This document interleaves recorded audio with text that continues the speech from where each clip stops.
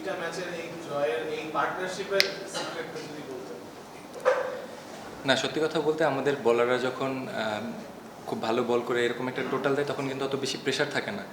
তো low scoring match ছিল, তো আমার রসের সাথে কথা হইতেছিল যে আমরা ফার্স্ট পাওয়ার প্লেটা প্রপার ইউটিলাইজ করবো, উইকেট যেরকমই থাকে আমরা যেন প্রপার ইউটিলাইজটা করতে পারি। তো ওই জিনিসটা রাইটি লেফটি যখন আসতেছিল আমি ওর সাথে কথা বলতেছিলাম, ওই জিনিসটা প্রপার ইউটিলাইজ করার চেষ্টা করতেছিলাম। দেন দুজনের আন্ডারস্ট্যান্ডিং ভালো হওয়ার জন্য কন্টিনিউ লম্বা হচ্ছে। ওকে, তালিম ভাই। দর্শকের না যেটা আক্ষেপ করে না, একটু নাই ভাই। রিঅ্যাকশন এটা পার্সোনাল মিস্টেক, এর জন্য হচ্ছে নিজের উপর একটা ব্যাড রিয়াকশন আসছে।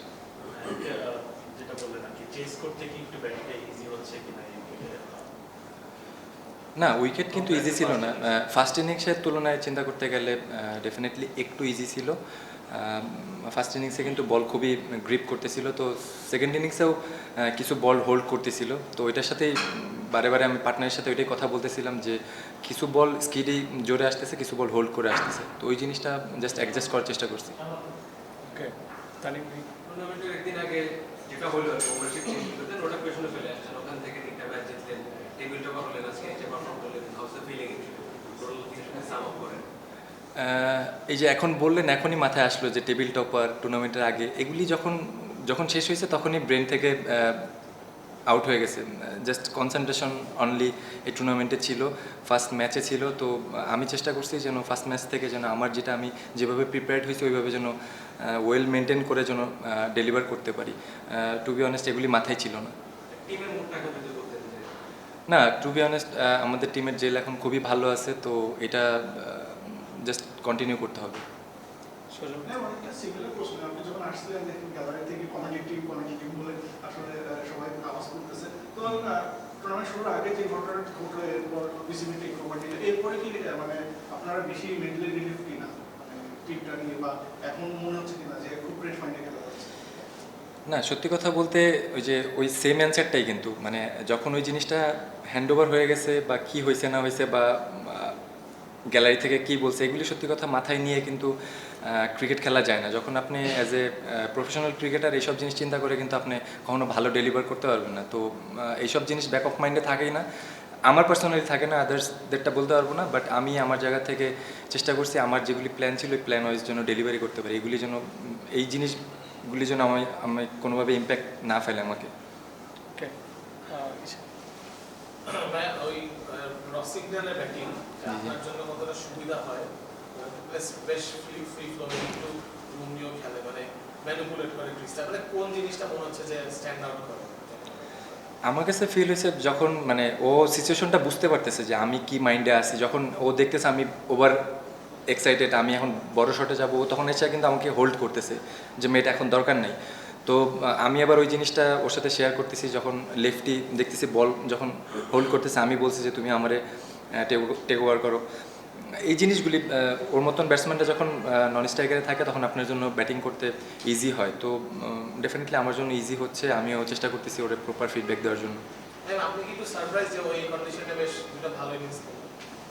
না, টু বি অনেস্ট এই টাইপের প্লেয়াররা কিন্তু ওয়ার্ল্ডে সব জায়গায় সব রকম উইকেটে কিন্তু ক্রিকেট খেলে ইউজ টু। তো আমার কাছে ওরকমভাবে সারপ্রাইজ লাগে না, আমি মানে আমার কাছে এক্সপেক্টেড, মানে এক্সট্রাঅর্ডিনারি না। ওকে, তাই মানে ম্যাজিক কার্ড, এই যে দুজনে অন্যরা 10 জনে মিলে যা করতে পারছেন আপনার দুজনে মিলে সেই রান করে যাচ্ছে, তো এই ম্যাজিক কার্ডটা কিভাবে সম্ভব হলো? আর নেপালে খেলার কারণে কি যে আপনার প্লেয়ার সে খুব ভালো করছে কিনা? নেপালের কন্ডিশন, বাংলাদেশে আমাদের সিলেটের যে কন্ডিশন, মানে ইউজ টু উইকেট যেরকম আচরণ করছে সেটাকে সে অ্যাডাপ্টেড করে ফেলছে কিনা? ওখানে অনেক রান করেছে, সেটার কারণে একটা ইতিবাচক ফল আসছে কিনা? হ্যাঁ, এক্স্যাক্টলি, এটা আমি এগ্রি করবো আপনার সাথে, কারণ আমি ওর সাথে কথা বলতেছিলাম যে ওই জায়গার উইকেট কেমন ছিল, কন্ডিশন কেমন ছিল। আমারও কিন্তু এখানে খেলার কথা ছিল, সামহাও আমার ফার্স্ট ক্লাসের জন্য আমি যেতে পারিনি। তো ওর সাথে এই ব্যাপারটা নিয়ে কালকেও ডিসকাস করছি যে তোমার কাছে উইকেট কেমন লাগলো। তো ও বললো যে জিনিসটা শেয়ার করলো যে ভেরি সিমিলার। তো ওইখানে যেহেতু ও কন্টিনিউ রান করে আসছে, আমি ওর উপর 100% কনফিডেন্স ছিলাম যে ওই জায়গাটা কন্টেন্ট করবে, ওই জিনিসটাই রেগুলার কন্টেন্ট করবে। তো ওই জিনিসটা নিয়ে ডিসকাস হয়েছে, ওভারঅল এক্সট্রা ওইভাবে কথা হয় না। তো ডেফিনেটলি ওই জিনিসটা হেল্প করছে। আর ম্যাজিক টার্ন মানে হঠাৎ করে এরকম হলো, মানে এত উপরে উঠে আসা, খুব ভালো বাজিমাত করে ফেলা, এটা কিভাবে সম্ভব? না দেখেন, আমরা তো আমার কাছে ওরকম আপনি যেভাবে বলতেছেন, আমরা কিন্তু একটা ম্যাচ জাস্ট টপ অর্ডাররা ওই দিন আমরা ভালো স্টার্ট করছি, সামহাও আমাদের জাস্ট টপ অর্ডারে একটু ক্লাবস করছে দেখে হচ্ছে আমরা কন্টিনিউ করতে পারি না। আদারওয়াইজ তো আমরা 3টা ম্যাচ ভালো স্টার্ট করছি, তো আমার কাছে ওরকম মনে হয় না যে এক্সট্রাঅর্ডিনারি ম্যাজিক্যাল কোনো কিছু। স্ট্রাইক রেট হাই রাখাটা কি শুরু থেকেই মাথায় ছিল? লাস্ট 3 বছর ধরে 4 বছর ধরে চেষ্টা করতেছি ট্রিকি উইকেটে কীভাবে রান করা যায়, রানের অপশনটা কীভাবে বাড়ানো যায়। তো ওই জিনিসগুলি একটু একটু করে ইমপ্রুভ করতেছিলাম, ম্যাচে প্রপার ইউটিলাইজ করার চেষ্টা করতেছি। কিছু ম্যাচে হচ্ছে, কিছু ম্যাচে হচ্ছে না। লাস্টে আরও 3-4টা ম্যাচ মিস করে গেছি, একদম ফিনিশিংয়ের কাছে যায় আউট হয়ে গেছি। তো এটা আমি লাস্ট বেশ কিছু ইন্টারভিউতে বলছি যে আমি এখন চাচ্ছি যেন জিনিসটা ফিনিশ করে আসতে পারি। আজকেও 12-14 রান লাগে, ওইটা আমি শেষ করতে পারলাম না। তো এই জিনিসগুলি লার্ন করার চেষ্টা করতেছি। আর স্ট্রাইক রেট নিয়ে টু বি অনেস্ট চিন্তা করতেছি না, কারণ আমি আমার স্ট্রেংথ জানি যে আমি কীভাবে কোন জায়গাতে রান করি।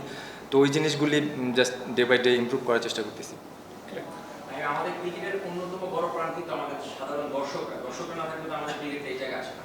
তো সাম্প্রতিক সময় আমরা ক্রিকেটার, ক্রিকেট ব্যক্তিত্ব যাকেই আসলে এই যে আপনি জান নিশ্চয়ই যে মুস্তাফিজ ইস্যু নিয়ে কোনো প্রশ্ন করলে তারা এড়িয়ে যাচ্ছে, এটা আমাদের সাধারণ দর্শকরা কিন্তু খুব ভালো মতো নিচ্ছে না। কারণ এই যে মুস্তাফিজ ইস্যু, এটা শুধুমাত্র মুস্তাফিজ না, এটা কিন্তু বাংলাদেশ নামটা জড়িত। এইভাবে একটা প্লেয়ারকে আসলে আইপিএল থেকে বের করে দেওয়া হয়, সেটাকে আপনি কিভাবে দেখেন, প্লিজ বলবেন। টু বি অনেস্ট এই অ্যান্সার এটা আমি দিতে পারতেছি না আপনাকে, Thank you. Extremely sorry. আপনি বললেন যে আপনার এনপিএল এ খেলার কথা ছিল নেপালে, কিন্তু আপনি ফার্স্ট ক্লাস করে চুজ করেছেন, মানে আপনার কি এটা কি আপনার পার্সোনাল চয়েস ছিল কিনা, এবং এটা আপনারা মানে ক্যারিয়ারটা ভালো টাইম আছে এই ধরনের লিগটি মানে মিস করাটা কি ঠিক হয়?